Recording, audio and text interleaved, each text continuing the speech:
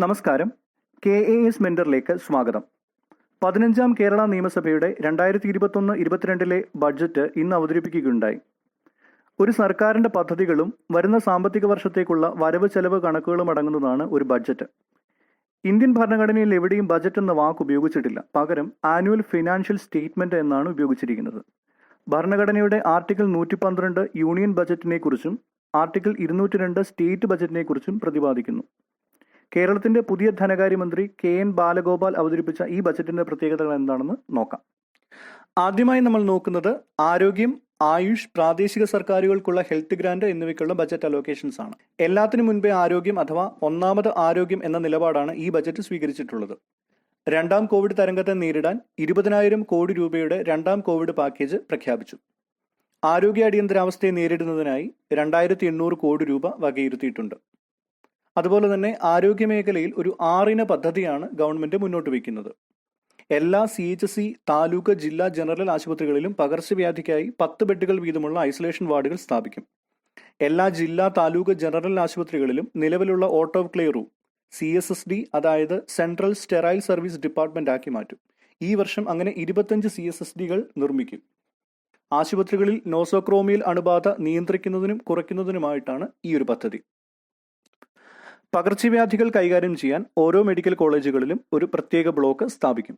Kozhikode, Thiruvananthapuram medical കോളേജുകളിൽ ഈ block സ്ഥാപിക്കാൻ 50 കോടി രൂപ പ്രഖ്യാപിച്ചു. കുട്ടികൾക്കുള്ള പീഡിയാട്രിക് ICUവിലെ കിടക്ക ശേഷി വർദ്ധിപ്പിക്കും. ഇതിനായി 25 കോടി രൂപ പ്രഖ്യാപിച്ചു. സംസ്ഥാനത്ത് ഓക്സിജൻ ലഭ്യത ഉറപ്പുവരുത്താൻ 150 മെട്രിക് ടൺ ശേഷിയുള്ള ലിക്വിഡ് മെഡിക്കൽ ഓക്സിജൻ പ്ലാന്റ് ആരംഭിക്കും. അമേരിക്കയിലെ സെന്റർ ഫോർ ഡിസീസ് കൺട്രോൾ മാതൃകയിൽ ഒരു സ്ഥാപനം കേരളത്തിൽ ആരംഭിക്കും. ഇതിന്റെ സാധ്യതാ പഠനത്തിനായി 50 ലക്ഷം രൂപ വകയിരുത്തി. സൗജന്യ വാക്സിൻ നൽകുന്നതിനായി 1000 കോടി രൂപ വകയിരുത്തി. അതോടൊപ്പം അതിന്റെ അനുബന്ധ ഉപകരണങ്ങൾ വാങ്ങുന്നതിനായി 500 കോടി രൂപയും വകയിരുത്തി. അതുപോലെ തന്നെ വാക്സിൻ ഗവേഷണത്തിനായി ഇൻസ്റ്റിറ്റ്യൂട്ട് ഓഫ് അഡ്വാൻസ്ഡ് വൈറോളജിയിൽ വാക്സിൻ ഗവേഷണം ആരംഭിക്കും. ഇതിനായി 10 കോടി രൂപ വകയിരുത്തി. അടുത്തത് ആയുഷ് വകുപ്പിന് കീഴിലുള്ള ബജറ്റ് പ്രഖ്യാപനങ്ങളാണ്. പ്രതിരോധശേഷി വർദ്ധിപ്പിക്കുന്നതിനും കോവിഡാനന്തര ചികിത്സകൾക്കും ആയുഷ് വകുപ്പ് വഴി ഔഷധങ്ങൾ ലഭ്യമാക്കും. ഇതിനായി 20 കോടി രൂപയാണ് ഈ ബജറ്റ് വകയിരുത്തിയിരിക്കുന്നത്. അതുപോലെ തന്നെ പ്രാദേശിക സർക്കാരുകൾക്കുള്ള ഹെൽത്ത് ഗ്രാന്റിലേക്ക് വരുമ്പോൾ 2021-22 മുതലുള്ള 5 വർഷത്തേക്ക് ഹെൽത്ത് ഗ്രാന്റായി 70,051 കോടി രൂപയാണ് 15ാം ധനകാര്യ കമ്മീഷൻ അനുവദിച്ചിരിക്കുന്നത്. ഇതിൽ കേരളത്തിന്റെ വിഹിതം 2,968 കോടി രൂപയാണ്. ഇതിൽ ഈ നടപ്പ് സാമ്പത്തിക വർഷം 559 കോടി രൂപ നമുക്ക് ലഭിക്കും. ഈ തുക പ്രാദേശിക സർക്കാരുകൾക്ക് ലഭ്യമാക്കും. ഇത് കുടുംബാരോഗ്യ കേന്ദ്രങ്ങൾ, സാമൂഹികാരോഗ്യ കേന്ദ്രങ്ങൾ, നഗര പ്രാഥമിക ആരോഗ്യ കേന്ദ്രങ്ങൾ എന്നിവയുടെ വികസനത്തിനായി ഉപയോഗിക്കും. അടുത്തതായി തദ്ദേശ സ്വയംഭരണ സ്ഥാപനങ്ങൾക്കുള്ള ബജറ്റ് പ്രഖ്യാപനങ്ങളാണ് നമ്മൾ നോക്കുന്നത്. അതിദാരിദ്ര്യ ലഘൂകരണം എന്ന ലക്ഷ്യം കൈവരിക്കാൻ സർക്കാർ പദ്ധതി പ്രഖ്യാപിച്ചിട്ടുണ്ട്. ഇതിനായി സർവേ നടത്താനും നിർദ്ദേശങ്ങൾ സമർപ്പിക്കാനും ഗവൺമെന്റ് ഒരു കമ്മിറ്റി രൂപീകരിച്ചിട്ടുണ്ട്. തദ്ദേശ സ്വയംഭരണ സ്ഥാപനങ്ങളുടെ പങ്കാളിത്തത്തോടെയായിരിക്കും അതിദാരിദ്ര്യ ലഘൂകരണ പദ്ധതി കേരളത്തിൽ നടപ്പാക്കുന്നത്. ഇതിനായി 10 കോടി രൂപയാണ് ഈ ബജറ്റിൽ ഗവൺമെന്റ് അലോക്കേറ്റ് ചെയ്തിരിക്കുന്നത്. അടുത്തത് നികുതിയെ സംബന്ധിക്കുന്ന ബജറ്റ് പ്രഖ്യാപനങ്ങളാണ്. കോവിഡിന്റെ പശ്ചാത്തലം കണക്കിലെടുത്ത് നികുതി വർദ്ധിപ്പിച്ചിട്ടില്ല. പുതിയ നികുതി നിർദ്ദേശങ്ങൾ ഒന്നും തന്നെ പ്രഖ്യാപിച്ചിട്ടില്ല. അടുത്തതായി നമ്മൾ നോക്കുന്നത് പൊതുവിദ്യാഭ്യാസം, ഉന്നത വിദ്യാഭ്യാസം, നോളജ് എക്കോണമി എന്നിവയിലെ ബജറ്റ് പ്രഖ്യാപനങ്ങളാണ്. ആദ്യമായി പൊതുവിദ്യാഭ്യാസം. കുട്ടികളുടെ നിലവിലെ മാനസിക സംഘർഷങ്ങൾ ലഘൂകരിക്കുന്നതിനായി പദ്ധതി കൊണ്ടുവരും. ഇതിനായി വിദ്യാഭ്യാസ, ആരോഗ്യ, സാമൂഹ്യ വിദഗ്ധരടങ്ങുന്ന ഒരു സമിതിയെ നിയമിക്കും. കുട്ടികൾക്കും രക്ഷകർത്താക്കൾക്കും ഉണ്ടാകാവുന്ന ഉത്കണ്ഠ, മാനസിക സംഘർഷം എന്നിവ പരിഹരിക്കാൻ ഓൺലൈൻ കൗൺസിലിംഗ് ഏർപ്പെടുത്തും. കുട്ടികളുടെ സർഗവാസന പരിപോഷിപ്പിക്കുന്നതിന് തിരഞ്ഞെടുത്ത സൃഷ്ടികൾ വിക്ടേഴ്സ് ചാനൽ വഴി സംപ്രേഷണം ചെയ്യും. ഇതോടൊപ്പം കുട്ടികളുടെ ശാരീരിക ആരോഗ്യം, പ്രതിരോധശേഷി, കായികക്ഷമത എന്നിവ വർദ്ധിപ്പിക്കുന്നതിനായി യോഗ, മറ്റ് വ്യായാമ മുറകൾ എന്നിവ ഉൾക്കൊള്ളിച്ചുകൊണ്ടുള്ള പ്രത്യേക ഫിസിക്കൽ എഡ്യൂക്കേഷൻ സെഷനുകൾ വിക്ടേഴ്സ് ചാനൽ വഴി സംപ്രേഷണം ചെയ്യും. വെർച്വൽ റിയാലിറ്റി, ഓഗ്മെന്റഡ് റിയാലിറ്റി എന്നീ സാങ്കേതിക വിദ്യകൾ ഉൾപ്പെടുത്തി കുട്ടികൾക്ക് സ്കൂൾ അന്തരീക്ഷത്തിൽ പഠനം സാധ്യമാക്കുന്നതിനായി പൊതു ഓൺലൈൻ അധ്യയന സംവിധാനം സൃഷ്ടിക്കും. ഇതിനായി 10 കോടി രൂപ ബജറ്റിൽ വകയിരുത്തി. ഓൺലൈൻ പഠനത്തിനായി 2 ലക്ഷം ലാപ്ടോപ്പുകൾ KSFEയുമായി ചേർന്ന് ലഭ്യമാക്കും. അടുത്തതായി ഉന്നത വിദ്യാഭ്യാസം. ഉന്നത വിദ്യാഭ്യാസ രംഗത്ത് കാലഘട്ടത്തിനനുസരിച്ചുള്ള പുനഃസംഘാടനം ആവശ്യമാണ്. ഇതിനായി ഉന്നതാധികാര കമ്മീഷനെ നിയോഗിക്കും. 2020 ഒക്ടോബർ 2 പ്രവർത്തനം ആരംഭിച്ച ശ്രീനാരായണ ഗുരു ഓപ്പൺ സർവകലാശാലയിലേക്ക് അടിസ്ഥാന സൗകര്യ വികസനത്തിനായി 10 കോടി രൂപ ബജറ്റ് വകയിരുത്തി. അടുത്തതായി നമ്മൾ നോക്കുന്നത് നോളജ് എക്കോണമി മിഷനുമായി ബന്ധപ്പെട്ട ബജറ്റ് പ്രഖ്യാപനങ്ങളാണ്. സാങ്കേതിക സർവകലാശാല Kerala digital workforce management system സ്ഥാപിച്ചിരുന്നു. കുടുംബശ്രീയുടെ ഒരു ഉപദൗത്യമായി ഇതിനെ പരിഗണിക്കാനുള്ള നടപടികൾ ആരംഭിച്ചു. 1048 കമ്മ്യൂണിറ്റി റിസോഴ്സ് പേഴ്സൺസ്, പരിശീലനത്തിനായുള്ള 152 ബ്ലോക്ക് കോർഡിനേറ്റേഴ്സ്, കുടുംബശ്രീയുടെയും കുടുംബശ്രീയിലെ സംസ്ഥാനതല ദൗത്യ സംഘത്തിന്റെയും പരിശീലനത്തിനായുള്ള 14 ജില്ലാ പ്രോഗ്രാം എക്സിക്യൂട്ടീവുകൾ എന്നിവർ കെ-ഡിസ്കിന്റെ ജില്ലാ പ്രോഗ്രാം എക്സിക്യൂട്ടീവുകളുമായും അസാപ്പിന്റെ 2744 സ്കിൽ ഡെവലപ്മെന്റ് എക്സിക്യൂട്ടീവുകളുമായും ചേർന്ന് ഇത് മുന്നോട്ട് കൊണ്ടുപോകും. അഭ്യസ്തവിദ്യരായ തൊഴിലന്വേഷകരുടെ പ്രൊഫൈൽ വിലയിരുത്തുന്നതിനും കരിയർ കൗൺസിലിംഗ് നൽകുന്നതിനും അവരെ മൈക്രോ പരിശീലന പരിപാടികളിൽ ചേർക്കുന്നതിനുമുള്ള സംവിധാനം ICT അക്കാദമി സാധ്യമാക്കിയിട്ടുണ്ട്. തൊഴിലന്വേഷകരെ തൊഴിൽ ദാതാക്കളുമായി ബന്ധിപ്പിക്കാൻ ഒരു ഡിജിറ്റൽ പ്ലാറ്റ്ഫോം കെ-ഡിസ്കുമായി ചേർന്ന് ഉണ്ടാക്കിയെടുക്കും. പ്രശസ്ത ആഗോള റിക്രൂട്ട്മെന്റ് പോർട്ടലായ മോൺസ്റ്റർ, ലോകത്തിലെ ഏറ്റവും വലിയ ഫ്രീലാൻസ് മാർക്കറ്റ് ശൃംഖലയായ freelancer.com എന്നിവയുമായി ചേർന്ന് ഒരു മൈക്രോ സൈറ്റ് ഉണ്ടാക്കും. അതുപോലെ വിജ്ഞാന തൊഴിലാളികൾക്കായി ഒരു സാമൂഹിക സുരക്ഷാ സംവിധാനവും പ്രാഥമിക സൗകര്യങ്ങളും ഉറപ്പാക്കാനുള്ള പദ്ധതി തയ്യാറാക്കും. കേരള നോളജ് എക്കോണമി കെട്ടിപ്പടുക്കുന്നതിനായുള്ള നൈപുണ്യ നവീകരണ പ്രോത്സാഹനം, സാങ്കേതിക പരിവർത്തനം, ഉന്നത വിദ്യാഭ്യാസ സമ്പ്രദായം നവീകരിക്കൽ എന്നിവയ്ക്കായി നോളജ് എക്കോണമി ഫണ്ട് എന്ന നിലയിൽ വകയിരുത്തിയ തുക 200 കോടിയിൽ നിന്ന് 300 കോടിയായി വർദ്ധിപ്പിച്ചു. അടുത്ത ബജറ്റ് പ്രഖ്യാപനം സാമ്പത്തിക പുനരുജ്ജീവന വായ്പാ പദ്ധതിയെ സംബന്ധിക്കുന്നതാണ്. പ്രാഥമിക സഹകരണ സംഘങ്ങൾ, വാണിജ്യ ബാങ്കുകൾ എന്നിവ ഉൾപ്പെടുത്തി വിപുലമായ സാമ്പത്തിക പുനരുജ്ജീവന വായ്പാ പദ്ധതി ആവിഷ്കരിക്കും. അതിന്റെ പലിശയുടെ ഒരു ഭാഗം സർക്കാർ നൽകും. ഇതിന് 3 ഘടകങ്ങൾ ഉണ്ടായിരിക്കും. അതിൽ ഒന്നാമത്തേത് cooperatives initiative four agriculture infrastructure in Kerala എന്ന് പറയുന്നതാണ്. ഇത് കാർഷിക മേഖലയിലെ മൂലധന രൂപീകരണത്തിനായിട്ടുള്ള പദ്ധതിയാണ്. ഇതിനായി 2021-22 2000 കോടി രൂപയുടെ വായ്പ ലഭ്യമാക്കും. രണ്ടാമത്തേത് തൊഴിൽ സംരംഭങ്ങൾക്കുള്ള വായ്പാ പദ്ധതിയാണ്. പുതിയ സംരംഭങ്ങൾ ആരംഭിക്കുന്നതിനും സംരംഭങ്ങൾ പുനർജീവിപ്പിക്കുന്നതിനും കുറഞ്ഞ പലിശ നിരക്കിൽ വായ്പ ലഭ്യമാക്കുകയാണ് ഇതിന്റെ ഉദ്ദേശം. ഇതിനായി 1600 കോടി രൂപയാണ് വകയിരുത്തിയിരിക്കുന്നത്. മൂന്നാമത്തേത് കുടുംബശ്രീ അയൽക്കൂട്ടങ്ങൾക്കുള്ള വായ്പാ പദ്ധതിയാണ്. ചുരുങ്ങിയത് 1000 കോടി രൂപ ബാങ്ക് വായ്പ കുടുംബശ്രീ വഴി ലഭ്യമാക്കും. 5 ലക്ഷം വരെയുള്ള വായ്പകൾക്ക് 4% പലിശ നിരക്ക് മാത്രമാവും ഉണ്ടാവുക. ഈ 3 പദ്ധതികളുടെ പലിശ ഇളവിനായി 100 കോടി രൂപ വകയിരുത്തി. അടുത്തതായി കുടുംബശ്രീ, തൊഴിലുറപ്പ് എന്നീ മേഖലകളിലുള്ള ബജറ്റ് പ്രഖ്യാപനങ്ങളാണ്. ജീവനോപാധികൾ നഷ്ടപ്പെട്ടവർക്ക് പുതിയ ജീവനോപാധികൾ കണ്ടെത്താൻ ആവശ്യമായ പരിശീലനം നൽകാനും സംരംഭങ്ങൾക്ക് സബ്സിഡി നൽകുന്നതിനും ഉള്ള വിഹിതം 100 കോടി രൂപയായി ഉയർത്തി. കാർഷിക മൂല്യവർദ്ധിത ഉൽപ്പന്ന യൂണിറ്റുകൾ കുടുംബശ്രീ വഴി ആരംഭിക്കാൻ 10 കോടി രൂപ വകയിരുത്തി. കെയർ എക്കോണമിയിലെ തൊഴിലവസരങ്ങൾ പ്രയോജനപ്പെടുത്തുന്നതിന് വയോജന പരിചരണം, ഭിന്നശേഷിക്കാരുടെ പരിചരണം എന്നിവയിൽ പരിശീലനം നൽകും. കുടുംബശ്രീയിൽ യുവതികളുടെ പ്രാതിനിധ്യം ഉറപ്പാക്കാൻ ഈ വർഷം 10,000 ഓക്സിലറി അയൽക്കൂട്ട യൂണിറ്റുകൾ ആരംഭിക്കും. അതുപോലെ വിഷരഹിത പച്ചക്കറി തദ്ദേശീയരായ കർഷകരിൽ നിന്ന് ശേഖരിച്ച് കുടുംബശ്രീ വഴി സ്വയം സഹായ സഹകരണ സംഘങ്ങളുടെ സ്റ്റോറുകൾ വഴി വിൽപ്പന നടത്തും. തൊഴിലുറപ്പ് പദ്ധതിയുമായി ബന്ധപ്പെട്ട ബജറ്റ് പ്രഖ്യാപനങ്ങളിലേക്ക് വരുമ്പോൾ 2020-21 10.23 കോടി തൊഴിൽ ദിനങ്ങൾ സൃഷ്ടിച്ചു. ഈ വർഷം ചുരുങ്ങിയത് 12 കോടി തൊഴിൽ ദിനങ്ങളെങ്കിലും സൃഷ്ടിക്കണം. എന്നാൽ 7.5 കോടിയുടെ ലേബർ ബജറ്റിനാണ് കേന്ദ്രം അംഗീകാരം നൽകിയിട്ടുള്ളത്. ഇത് പര്യാപ്തമല്ല. അതിനാൽ ലേബർ ബജറ്റ് പരിഷ്കരിക്കും. ജലസംഭരണികൾ, ജലനിർഗമന ചാലുകൾ, മണ്ണ് സംരക്ഷണ നിർമ്മിതികൾ എന്നിവ തൊഴിലുറപ്പ് പദ്ധതിയെ ഉപയോഗപ്പെടുത്തി സൃഷ്ടിക്കും. നഗരപ്രദേശങ്ങളിലെ പാവപ്പെട്ടവർക്ക് തൊഴിൽ നൽകുന്നതിനുള്ള അയ്യൻകാളി തൊഴിലുറപ്പ് പദ്ധതിക്ക് ആവശ്യമെങ്കിൽ കൂടുതൽ തുക അനുവദിക്കും. അടുത്തതായി നമ്മൾ നോക്കുന്നത് തീരദേശം, മത്സ്യബന്ധനം എന്നീ മേഖലകളിലുള്ള ബജറ്റ് പ്രഖ്യാപനങ്ങളാണ്. കടൽ ഭിത്തികൾ നിർമ്മിക്കാൻ പരമ്പരാഗത രീതികൾ വിട്ട് അത്യാധുനിക രീതികൾ ഉപയോഗപ്പെടുത്തും. ടെട്രാപോഡുകൾ, ഡയഫ്രം മതിലുകൾ, ബാത്തിമെട്രിക്, ഹൈഡ്രോഗ്രാഫിക് സാങ്കേതിക വിദ്യകൾ ഇതിനായി ഉപയോഗിക്കും. Kerala engineering research institute, Kerala forest research institute, national institute of ocean technology, IIT Chennai, IIT Palakkad, engineering കോളേജുകൾ എന്നിവയുടെ വൈദഗ്ധ്യം തീരദേശ മേഖലയുടെ സംരക്ഷണത്തിന് ഉപയോഗിക്കും. ആൻഡീസ് കവർ ലെയറുള്ള ഇരട്ട ലെയേർഡ് ടെട്രാപോഡുകൾ, ആൻഡീസ് കവർ ലെയറുള്ള ഡയഫ്രം മതിൽ, റോളിംഗ് ബാരിയർ സിസ്റ്റം, ജിയോ കണ്ടെയ്നറുകൾ, ജിയോ ട്യൂബുകൾ പോലെയുള്ള നൂതന സാങ്കേതിക വിദ്യകൾ തീരദേശ സംരക്ഷണത്തിനായി ഉപയോഗിക്കും. ഇതിന് ഏതാണ്ട് 5300 കോടി രൂപ ചിലവ് വരും. തീരദേശ ഹൈവേക്കായി 6500 കോടി രൂപ കിഫ്ബി വഴി അനുവദിച്ചു.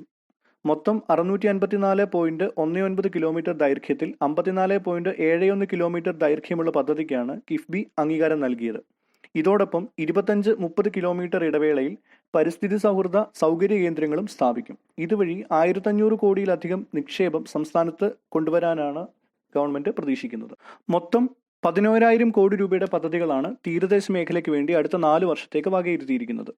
അതുപോലെ മത്സ്യബന്ധന മേഖലയിലെ ബജറ്റ് പ്രഖ്യാപനങ്ങൾ കണക്കിലെടുക്കുമ്പോൾ മത്സ്യത്തിന്റെ ആദ്യ വിൽപ്പനാവകാശം ഉറപ്പുവരുത്തുന്നതിനും ന്യായവില ലഭ്യമാക്കുന്നതിനും കേരള മത്സ്യലേല വിപണന ഗുണനിലവാര പരിപാലന നിയമം ഓർഡിനൻസായി പുറത്തിറക്കിയിട്ടുണ്ട്.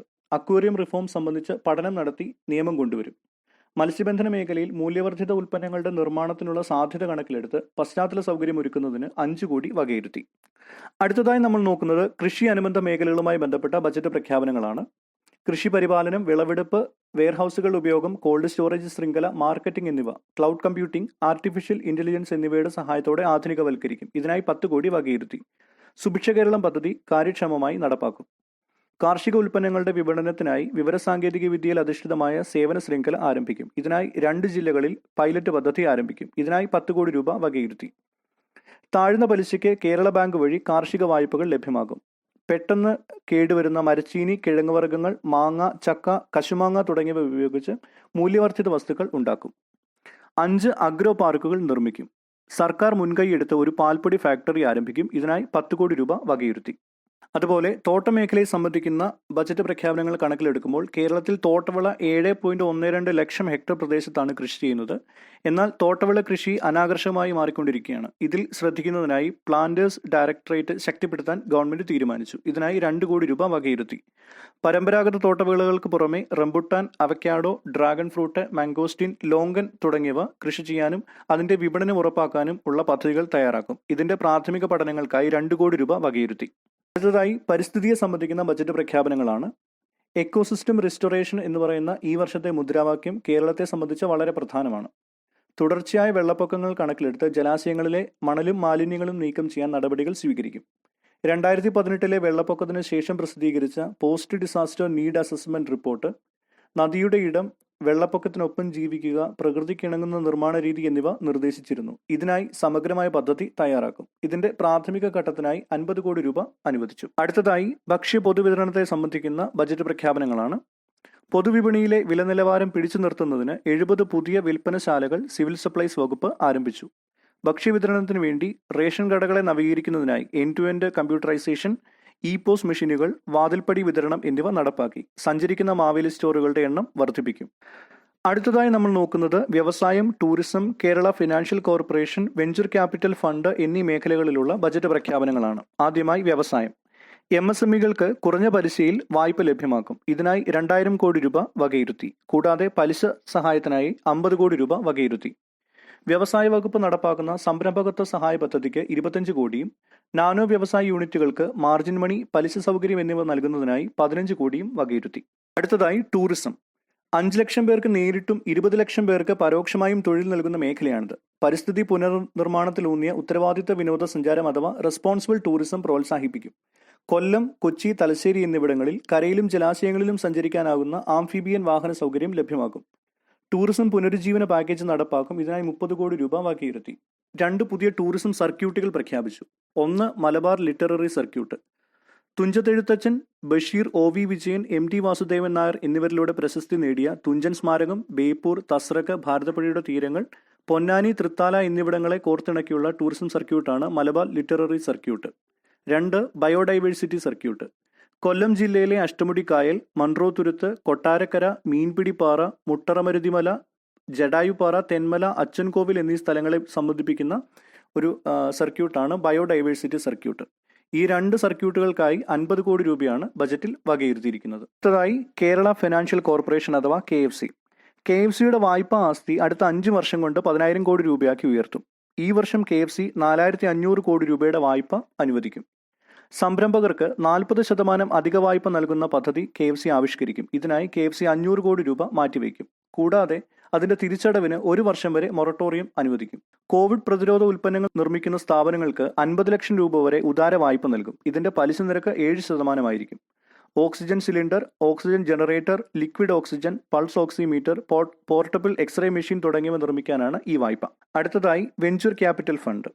ചെറുകിട ഇടത്തരം സംരംഭങ്ങളെയും സ്റ്റാർട്ടപ്പുകളെയും പ്രോത്സാഹിപ്പിക്കാൻ 100 കോടി രൂപ കോർപ്പസ് ഉള്ള ഒരു വെഞ്ചർ ക്യാപിറ്റൽ ഫണ്ട് സ്ഥാപിക്കാൻ ഉദ്ദേശിക്കുന്നു. KFC, KSFE, KSIDC, കേരള സംസ്ഥാന സഹകരണ ബാങ്ക്, വാണിജ്യ ബാങ്കുകൾ എന്നിവയുടെ പങ്കാളിത്തത്തോടെയും വിദേശ മലയാളികളുടെ നിക്ഷേപത്തിലൂടെയുമാകും ഇതിന്റെ ഫണ്ട് സമാഹരണം. അടുത്തതായി നമ്മൾ നോക്കുന്നത് ഗതാഗതം, റിന്യൂവബിൾ എനർജി എന്നീ മേഖലകളിലുള്ള ബജറ്റ് പ്രഖ്യാപനങ്ങളാണ്. ആദ്യമായി ഗതാഗതം. KSRTCയുടെ 3000 ഡീസൽ ബസ്സുകൾ CNGയിലേക്ക് ഘട്ടം ഘട്ടമായി കൺവേർട്ട് ചെയ്യും. ഇതിന് 300 കോടി രൂപയാണ് ചെലവ് പ്രതീക്ഷിക്കുന്നത്. ഈ വർഷം അതിന് 100 കോടി രൂപ അനുവദിച്ചു. പുതുക്കാട് KSRTCയുടെ മൊബിലിറ്റി ഹബിനായും കൊല്ലത്ത് അത്യാധുനിക ബസ് സ്റ്റാൻഡ് നിർമ്മിക്കുന്നതിനായും കിഫ്ബി വഴി പദ്ധതി രൂപീകരിക്കും. IOC, സിയാൽ എന്നിവയുടെ സഹകരണത്തോടെ ഹൈഡ്രജൻ ഇന്ധനമായി ഉപയോഗിക്കുന്ന 10 ബസ്സുകൾ പൈലറ്റ് അടിസ്ഥാനത്തിൽ നിരത്തിലിറക്കും. അതിന് 10 കോടി രൂപ അനുവദിച്ചു. 2021-22 വർഷത്തിൽ 10,000 ഇലക്ട്രിക് ഇരുചക്ര വാഹനങ്ങളും 5,000 ഇലക്ട്രിക് ഓട്ടോറിക്ഷകളും വാങ്ങാനായി 200 കോടി രൂപയുടെ വായ്പാ പദ്ധതി അനുവദിച്ചു.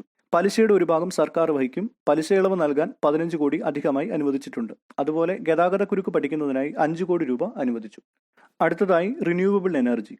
ഹരിത ഊർജ്ജത്തെക്കുറിച്ച് ഗവേഷണം നടത്തുന്നതിനും ജനങ്ങളിൽ അതിനെപ്പറ്റിയുള്ള അവബോധം സൃഷ്ടിക്കുന്നതിനും വേണ്ടി കേരള സർവകലാശാലയിൽ സെന്റർ ഫോർ റിന്യൂവബിൾ എനർജി സ്ഥാപിക്കും. അടുത്തതായി നമ്മൾ നോക്കുന്നത് ഭരണനിർവഹണം, റവന്യൂ എന്നീ മേഖലകളിലുള്ള ബജറ്റ് പ്രഖ്യാപനങ്ങളാണ്. ആദ്യമായി ഭരണനിർവഹണം. എല്ലാ സർക്കാർ സേവനങ്ങളും ഓൺലൈനായി ലഭ്യമാക്കുന്നതിന് എല്ലാ വകുപ്പുകളെയും സജ്ജമാക്കും. 2021 ഒക്ടോബർ 2 ഗാന്ധിജിയുടെ ജന്മദിനത്തിൽ ഈ പദ്ധതി ആരംഭിക്കും. സർക്കാർ സേവനങ്ങൾ വേഗത്തിലാക്കാൻ ഇ-ഫയൽ, ഇ-ഓഫീസ് സംവിധാനങ്ങൾ നടപ്പാക്കും. അതുപോലെ റവന്യൂ. കൃത്യതയാർന്ന ഭൂരേഖകളും സേവനങ്ങളും ലഭ്യമാക്കുന്നതിനായി CORS ടെക്നോളജി ഉപയോഗിച്ച് ഒരു ഡിജിറ്റൽ റീസർവേ പൂർത്തിയാക്കും. അടുത്ത 5 വർഷം കൊണ്ട് സംസ്ഥാനത്തെ മുഴുവൻ വില്ലേജ് ഓഫീസുകളെയും സ്മാർട്ട് വില്ലേജ് ഓഫീസുകളാക്കി കൺവേർട്ട് ചെയ്യും. അടുത്തതായി സാമൂഹ്യനീതിയുമായി ബന്ധപ്പെട്ട ബജറ്റ് പ്രഖ്യാപനങ്ങളാണ്. ഗാർഹിക ജോലികളിലെ കാഠിന്യം കുറയ്ക്കാൻ ലക്ഷ്യമിട്ട് സർക്കാർ പ്രഖ്യാപിച്ച സ്മാർട്ട് കിച്ചൺ പദ്ധതിയുടെ പ്രാരംഭഘട്ടത്തിന് 5 കോടി രൂപ വകയിരുത്തി. ഇത് KSFEയുമായി ചേർന്നാണ് നടത്തുന്നത്. അതുപോലെ കോവിഡ് മൂലം മാതാപിതാക്കളെ നഷ്ടപ്പെട്ട കുട്ടികളെ സംരക്ഷിക്കാൻ സർക്കാർ പാക്കേജ് പ്രഖ്യാപിച്ചു. ഈ ഒരു പാക്കേജിൽ 3 ലക്ഷം ഒറ്റത്തവണയായി നൽകുക, 18 വയസ്സ് വരെ 2,000 രൂപ വീതം നൽകുക, ബിരുദതലം വരെയുള്ള വിദ്യാഭ്യാസ ചെലവ് സർക്കാർ വഹിക്കുക തുടങ്ങിയ കാര്യങ്ങളാണ് ഉൾപ്പെടുത്തിയിരിക്കുന്നത്. ഇതിനായി 5 കോടി രൂപയാണ് അനുവദിച്ചിരിക്കുന്നത്. അടുത്തതായി SC/ST ഡെവലപ്മെന്റുമായി ബന്ധപ്പെട്ട ബജറ്റ് പ്രഖ്യാപനങ്ങളിലേക്ക് വരുമ്പോൾ 2 പദ്ധതികളാണ് സർക്കാർ പ്രഖ്യാപിച്ചിരിക്കുന്നത്. അതിലൊന്ന് പ്രതിഭാ പിന്തുണ പരിപാടിയാണ്. അപ്പോൾ ഈ ഒരു പരിപാടിയിൽ ഒരാൾക്ക് 1 ലക്ഷം രൂപ വെച്ച് 1,500 പേർക്ക് ധനസഹായം നൽകുന്ന ഒരു പദ്ധതിയാണ് പ്രതിഭാ പിന്തുണ പരിപാടി എന്ന് പറയുന്നത്. അതുപോലെ SC/ST വിഭാഗങ്ങളിൽ നിന്നുള്ള 100 സംരംഭകർക്ക് 10 ലക്ഷം രൂപ വീതം സംരംഭകത്വ സഹായം നൽകുന്ന ഒരു പദ്ധതി ഗവൺമെന്റ് പ്രഖ്യാപിച്ചിട്ടുണ്ട്. അപ്പോൾ ഈ 2 പദ്ധതികൾക്കുമായിട്ട് 10 കോടി രൂപയാണ് ഗവൺമെന്റ് വകയിരുത്തിയിരിക്കുന്നത്. അടുത്തത് നോർക്കയുമായി ബന്ധപ്പെട്ട ബജറ്റ് പ്രഖ്യാപനങ്ങളാണ്. ഈ ബജറ്റിൽ നോർക്ക സെൽഫ് എംപ്ലോയ്മെന്റ് സ്കീം എന്ന് പറയുന്ന ഒരു പ്രോഗ്രാം ഗവൺമെന്റ് അവതരിപ്പിച്ചു. തൊഴിൽ നഷ്ടപ്പെട്ട പ്രവാസികളെ പുനരധിവസിപ്പിക്കുന്നതിനും അവരെ അതിന് പ്രാപ്തരാക്കുന്നതിനുമുള്ള പദ്ധതിയാണിത്. ഇതിനായി 1000 കോടി രൂപ വായ്പയായി നൽകും. പലിശ ഇളവിനായി 25 കോടി രൂപ അധികമായി വകയിരുത്തിയിട്ടുണ്ട്. പ്രവാസി ക്ഷേമ പദ്ധതികൾക്കുള്ള വിഹിതം 170 കോടി രൂപയായി വർദ്ധിപ്പിച്ചു. അടുത്തത് സാംസ്കാരികവുമായി ബന്ധപ്പെട്ട ബജറ്റ് പ്രഖ്യാപനങ്ങളാണ്. KR ഗൗരിയമ്മ, R ബാലകൃഷ്ണപിള്ള എന്നിവരുടെ സ്മാരകം നിർമ്മിക്കും.